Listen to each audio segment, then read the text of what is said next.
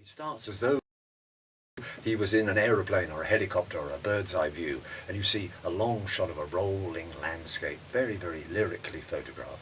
Then he closes in and you can see a road, and then you can see some fields, and you can see man's activity alongside the natural activity.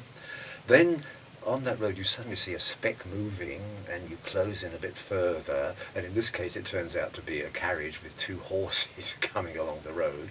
And then this carriage with its two horses draws up in front of a farmhouse, and funnily enough the farmhouse is deserted. The person in the cart gets out, and he looks a bit puzzled, but he goes in to see what's happening, and it becomes clear that he's coming back to a house, his ancestral house, if you like. He's been away at boarding school for 10 years. He seems to have been away at boarding school from the age of 10 to 19 and never come back.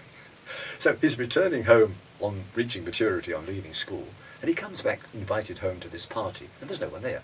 So he goes into the house and opens the door and sees the familiar room. He sees portraits on the wall, which are all the patriotic portraits of the time. So he smuggles in names like Kosciuszko and Reitan and so on by talking about the portraits on the wall. There's a famous line that all the Poles will love when he goes up to an old grandfather clock, which is a kind of musical clock, and you pull a string and it plays a patriotic lyric.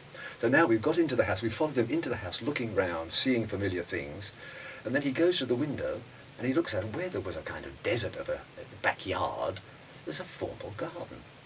And in this garden, looking through the window, there's a girl dressed in white. She's got a lovely watering can, and she's carefully watering the flowers. He shakes his head, and he turns his head aside for a moment, and suddenly this girl comes running up a little sort of plank and jumps down into the room, not expecting to see him there. And there's a moment of shock when she sees him in the mirror and he sees her. She runs away like mad, and he, of course, is smitten in principle from the word go.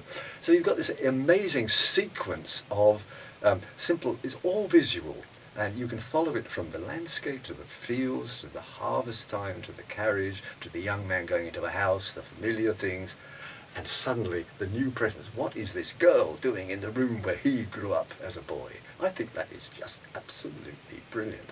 And